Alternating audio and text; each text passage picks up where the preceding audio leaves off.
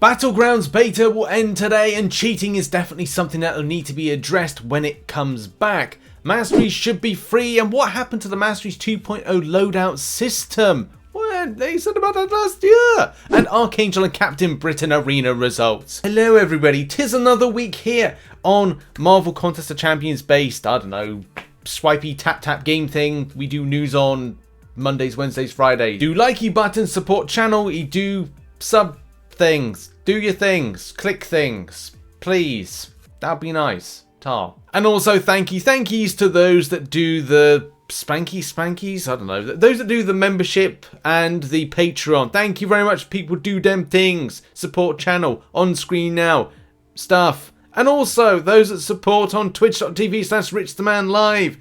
That's where I do streamies.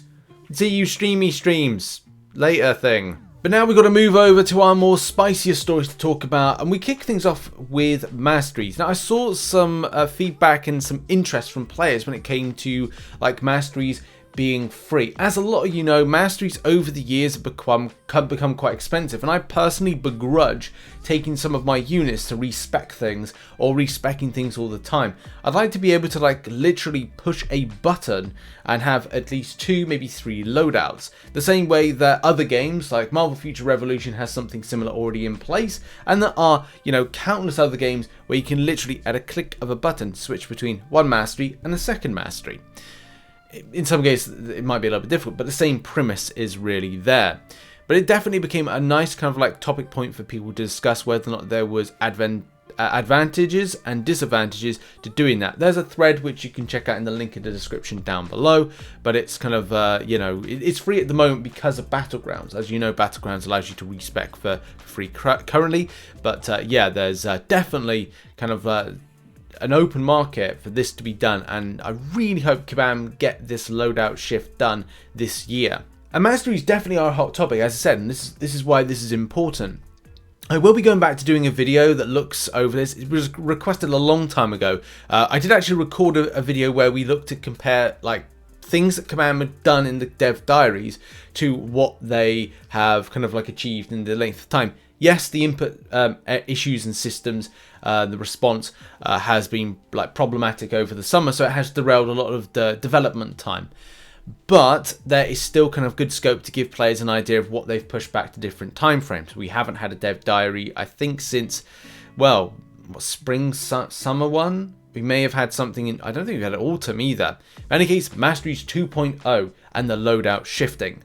Now, Kabam did say back in 2021 that we knew Masteries. The old Masteries list is being overhauled to reduce the amount of useless Masteries to be replaced with added with some brand new gameplay mechanic tools and toys to play with content, which I'd love. Honestly, just like adding something different. Okay, oh, you can get like an unblockable after X amount of combo hits. You know, something like that. Something just a little bit kind of blue sky thinking out there that's just really kind of cool and different. It allows you to kind of take on different content. You know, you could gain a Fury buff on a champion that would be poison immune and be able to take on things like 6.2.2, I think it is, that Mr. Sinister fight. Just imagine that for a moment, and how that just changes a lot of champion viability in different areas. But this is the thing that I'm most interested, and why I've like, this is probably one of the things that I most look forward to for the future of Marvel Contest of Champions. Loadouts. Switching Masteries is a pain, we know.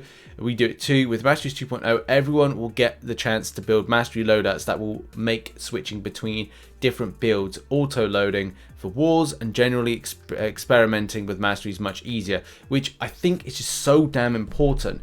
For someone like myself that has now become a non-spending person in Marvel Contest, I would like the idea of switching between having my questing masteries, which I have a set thing. I'm not a massive fan of suicide masteries for questing, because some I'm like, okay, well, I have champions like a list of 20 that I kind of rotate around. And I'm like, okay, that's great for non-suicide masteries. Yes, there are champions that are good with suicide masteries, but I like most commonly to switch in that mastery set when doing things like arena grind.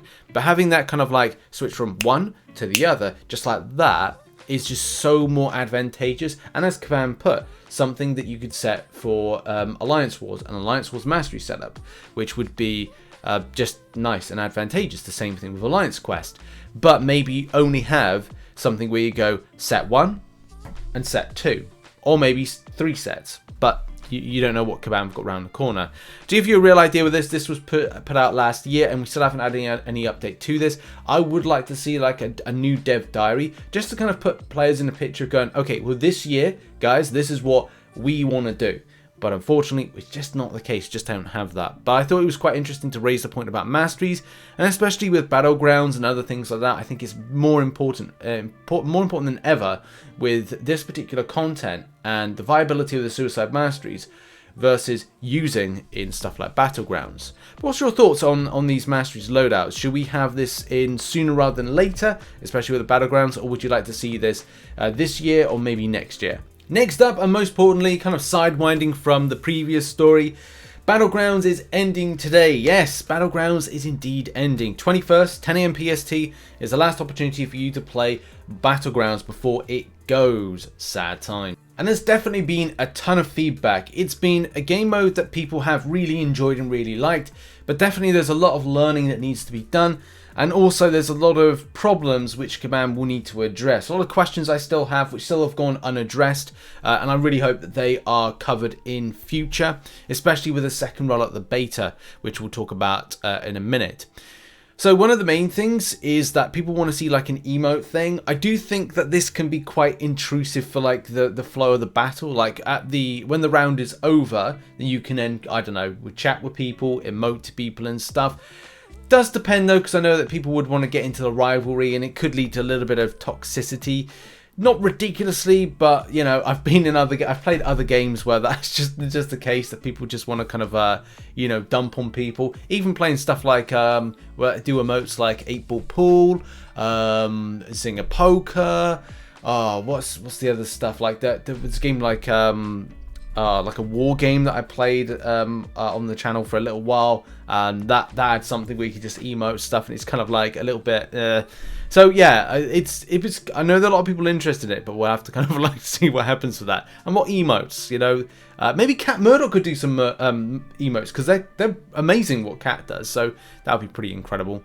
Also, the extent of how the point system works, there's definitely room for improvement and room for expansion of how that's kind of delivered. You know, nodes as well, like what nodes, is it going to be the same ones every time? Is it going to be masochism? You know, it's very much a case, this is a beta, so a lot of the stuff is on like basic until Kabam kind of completely refined it and improve it. But definitely, like, you know, I know Bit Still had a few points about and Kabam Mike and everyone else had a bit of back and forth, like how the point system works and how much you take away, how much it's kind of like impacts the point system, and just certain things like health, damage, because there can be some kind of like very imbalanced ways that this point system is scored.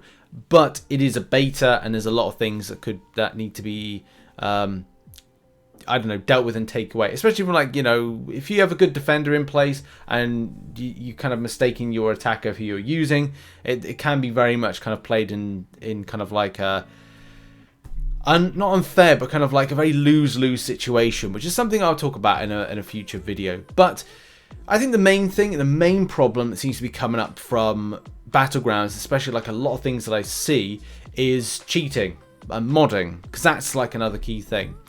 And it was interesting to see, oh look, there's Barrowman. So Barrowman, if you don't know, there's YouTube, points out here, I hope Kabam has planned to deal with the modders before they officially launch Battlegrounds. So have a bit of a lunch of Battlegrounds, but he means launch, of course. I'll leave some screenshots here. Obviously, for whatever reason, it was not able to be shown there. Do bear in mind, I don't think Barrowman understands like the extent of like the anti-cheat within Marvel Contest, and that's something to kind of like point out. Some of you, not all of you, I mean, if mobile's the only thing that you play, you probably don't understand the idea of anti-cheat, because anti-cheat isn't exactly built in a lot of mobile games, in particular like Marvel Contest of Champions. If we're talking about the idea of Battlegrounds, Battlegrounds is very much a live, not live PvP, because you're not PvPing, but you're live PvP in PvEing. It's very weird. But essentially, it's, you know, you interacting with another player, that's live, right? Kabam currently do not have the systems to live ban. So it's like going, okay, person on the right is cheating. Will they be banned like this? No, they will not be banned. They won't be banned straight away. In other games like Call of Duty with the Ricochet, with I think it's Easy anti-cheat with Fortnite. There's also some others as well. It's not an instant ban.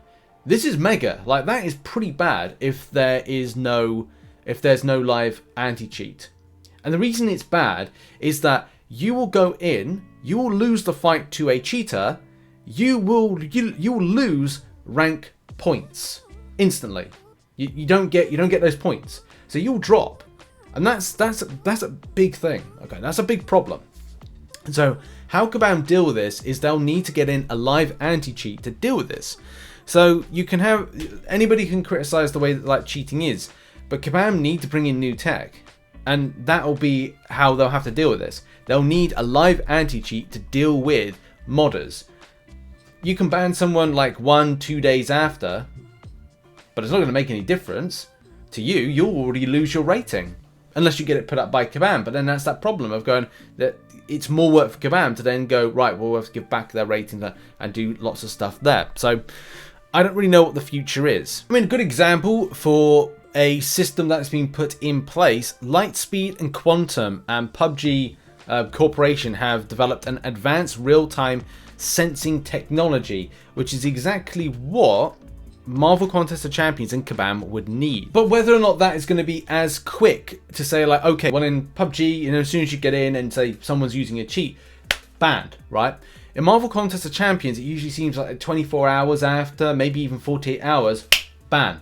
So it's just going to be a case of how quick they can do that. Can they tackle that at the point of entry into a Battlegrounds fight?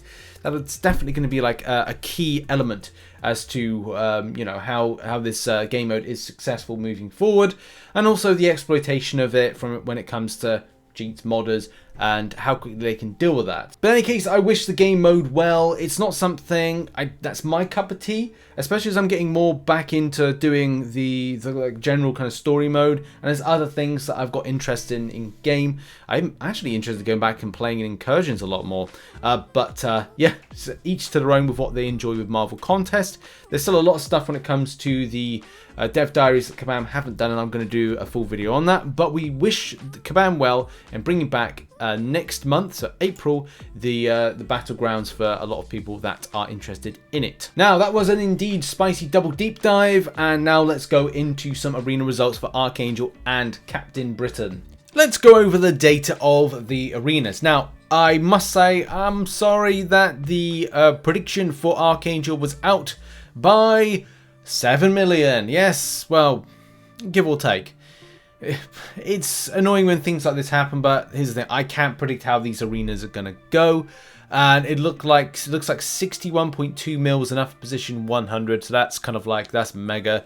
There's no data for a 6-star Captain Britain, sadly, but with the way that the arena went, it actually was, well, it was hard to know, to be honest. If anybody's got any data of that, then we'll kind of have a look at it. But it's kind of like predictions wise, I'm doing the same predictions as, you know, for round 2 as I did for round 1, give or take some adjustments there. Very interesting with how the 5-star versus the 6-star for Archangel went. With lowest, I hear that there was like a 14 point something. It's like ridiculous the amount of millage for Archangel, but that's kind of in keeping with normal scheme. 61.2 mil to get position 100 as a 6-star Archangel. That's a little bit higher, only a smidge higher than others, especially looking at Medusa and other kind of like usable champions. But Archangel does have a lot of support, love, and all those things. So that's why with Captain Britain going for about 42 mil. My predictions for round 2 are as follows. Still 170 mil for 6-star Captain Britain because we've got no data. A 5-star Captain Britain, 46 mil. That just kind of feels like that's going to be correct. Archangel 6-star, 62 mil, just in keeping with this. And then 5-star, 16 mil. To be honest, 15 mil may be enough, but it's better to be safe than sorry with that. So 16 mil I'm going with. So yeah, that's been the predictions. That has been the results. And Thank you very much for watching the Marvel Contest of Champions news show for Monday. Should have a few more videos posted this week. Hopefully a 7.3 rewards opening video tomorrow sometime, especially because I'm loving Act 7.3. I actually enjoyed it a lot more than I thought I did, and especially that Kang fight is so much fun. But in any case, thank you so much for watching, and I'll see you in the next one. Bye bye for now.